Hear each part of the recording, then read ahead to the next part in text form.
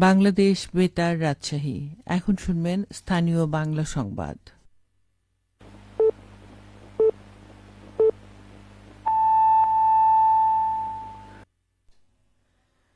আসসালামু আলাইকুম।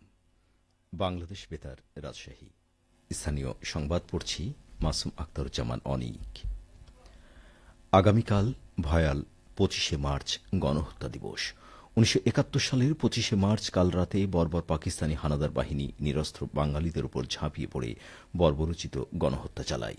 দিবসটি উপলক্ষে সারা দেশের মতো রাজশাহীতেও যথাযোগ্য মর্যাদায় পালনের লক্ষ্যে জেলা প্রশাসন নানা কর্মসূচি হাতে নিয়েছে। এ উপলক্ষে স্ব শিক্ষা প্রতিষ্ঠানে বিশিষ্ট ব্যক্তি, বীর মুক্তিযোদ্ধাদের সমন্বয়ে ২৫শে মার্চ গণহত্যা ও ঐতিহাসিক মহান মুক্তিযুদ্ধ সম্পর্কে স্মৃতিচারণ ও আলোচনা সভা অনুষ্ঠিত হবে। দুপুর ১২টা থেকে সিটি কর্পোরেশনের মিনি পোলগুলোতে গণহত্যার উপর বস্তুনিষ্ঠ প্রামাণ্যচিত্র প্রদর্শিত হবে।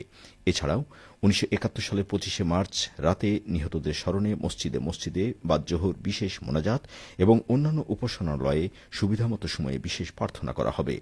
রাত ১০:৩০টায় ১ মিনিটের প্রতীকী ব্ল্যাক আউট কর্মসূচি পালন করা হবে। আগামীকাল রাতে গুরুত্বপূর্ণ সরকারি, আধা সরকারি, স্বায়ত্তশাসিত এবং বেসরকারি ভবন ও স্থাপনাসমূহে আলোকসজ্জা না করার জন্য সংশ্লিষ্ট ভবনের কর্তৃপক্ষ মালিকদের নির্দেশনা প্রদান করা হয়েছে। আসন্ন পবিত্র ঈদ উল ফিতর উপলক্ষে পবার নহাটা পৌরসভায় ২ দিনব্যাপী ভিজিএফের চাল বিতরণ কর্মসূচির উদ্বোধন করা হয়েছে। আজ সকালে পৌরসভার গোডাউন চত্বরে পৌর এলাকার গরিব, অসহায় ও দুস্থদের মাঝে এই চাল বিতরণ করা হয়। প্রধান অতিথি হিসেবে উপস্থিত থেকে এই কার্যক্রমের উদ্বোধন করেন পবা উপজেলা নির্বাহী কর্মকর্তা ও নহাটা পৌর প্রশাসক আরাফাত আমান আজিজ। এ সময় বিশেষ অতিথি ছিলেন পবা উপজেলা প্রকল্প বাস্তবায়ন কর্মকর্তা প্রকৌশলী আবু বাশির ও পৌর নির্বাহী কর্মকর্তা রবিউল ইসলাম। নহাটা পৌর এলাকার ৪,৬২১ জন গরিব, অসহায় ও দুস্থদের মাঝে এই চাল বিতরণ করা হবে। প্রতিশ্রুতি, বিনিয়োগ ও সেবাদান দ্বারা সম্ভব হবে যক্ষ্মামুক্ত বাংলাদেশ গড়া, এই স্লোগানে নওগাঁয় জেলা সিভিল সার্জন কার্যালয়ের আয়োজনে পালিত হয়েছে বিশ্ব যক্ষ্মা দিবস। দুপুরে সিভিল সার্জন কার্যালয় মিলনায়তনে আলোচনা সভায় সভাপতিত্ব করেন জেলা সিভিল সার্জন ডা মোহাম্মদ আমিনুল ইসলাম। সভায় বাংলাদেশ ও নওগাঁ জেলার যক্ষ্মা পরিস্থিতি তুলে ধরা হয়। এ সময় জানানো হয়, যক্ষ্মা শনাক্তের জন্য নওগাঁ জেলায় ১১টি উপজেলা স্বাস্থ্য কমপ্লেক্সে জিন এক্সপার্ট মেশিন রয়েছে। এই সেবা আগের চেয়ে অনেক সহজ করা হয়েছে।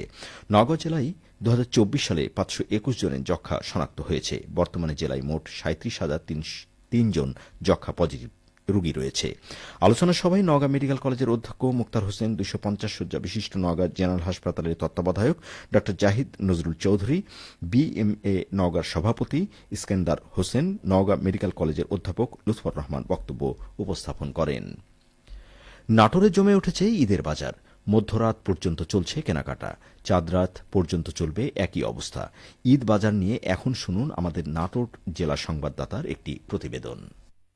নাটোরে জমে উঠেছে ঈদের বাজার। মধ্যরাত পর্যন্ত ক্রেতা সমাগমে মুখর এখন এই শহর। আইন শৃঙ্খলা রক্ষাকারী বাহিনীর সদস্যদের সতর্ক অবস্থান এবং টহলের কারণে নিরাপদ ঈদের বাজার। ব্যবসায়ী প্রতিষ্ঠানগুলোর আলোকসজ্জা রাতকে আকর্ষণীয় করে তুলেছে। ক্রেতারা বললেন, আমি আমার জন্য ঈদের শপিং করেছি, পরিবারের সবার জন্য কিনেছি, বাবা মা বোন, তারপরে শাশুড়ি, হাজবেন্ড। আর স্যান্ডেল দেখতেছি, স্যান্ডেল পছন্দ হলে কিনবো। আর কসমেটিক্সটা বাকি আছে। জামা কিনবো, জুতা কিনবো, জামার সাথে ম্যাচ করে কসমেটিক কিনবো এবং এগুলো ঈদের পরবো। আশানুরূপ ব্যবসায়ের কথা জানিয়ে বিক্রেতারা বললেন, এবার ঈদের বাজার ভালোই চলছে। এবারে শাড়ি, কাঞ্জিভরণ, তানামানা, টাঙ্গাইল সিল্ক এগুলাই বেশি চলছে। ৩১০ টাকা থেকে শুরু, ৩১০, ৪০০। এবার ঈদে আমাদের জর্জেট, সুতি এবং অর্গানজা এই ৩ আইটেমের 3 পিসই বেশি চলতেছে। শালিকার 3 পিস আছে, আর এগুলোর মূল্য ১২০০ থেকে শুরু করে ৫,০০০, ৬,০০০ পর্যন্ত আছে। বিভিন্ন ব্যবসায়ী প্রতিষ্ঠানে এখন ছাড়ের ছড়াছড়ি। সর্বোচ্চ ছাড় প্রদানকারী ব্যবসায়ী প্রতিষ্ঠান আমানা বিগ বাজারের ব্যবস্থাপক বললেন, আমানা বিগ বাজার ঈদ উপলক্ষে জামা কাপড়ে চলছে ৭০% পর্যন্ত মূল্য ছাড়। এছাড়াও ঈদের সকল গ্রোসারি পণ্যের আয়োজন আছে। তবে এবার ঈদে জামা কাপড়ে কাস্টমারের সমাগমটাই বেশি। ঈদের এই কেনাকাটা চলবে চাঁদ রাত পর্যন্ত।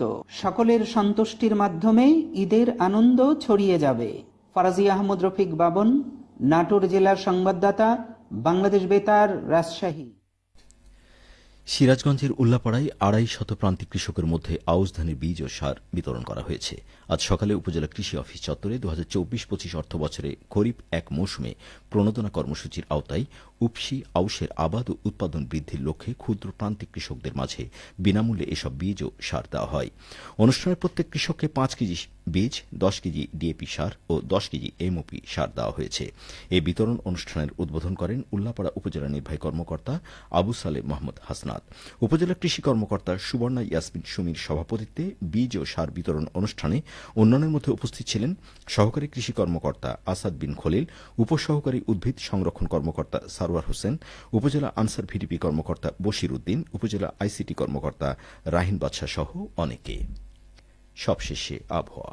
আজ রাজশাহীতে সর্বোচ্চ তাপমাত্রা ছিল 31.5 ডিগ্রি এবং সর্বনিম্ন 16.8 ডিগ্রি সেলসিয়াস। বিকেল 3টায় বাতাসে আপেক্ষিক আর্দ্রতার পরিমাণ ছিল 37%। রাজশাহী পার্শ্ববর্তী এলাকায় আজ ইফতার সন্ধে 6:20 মিনিটে এবং আগামীকাল সেহরি শেষ সময় ভোর 4:44 মিনিটে। সংবাদ শেষ হল। আমাদের পরবর্তী স্থানীয় সংবাদ সন্ধে 7টায়।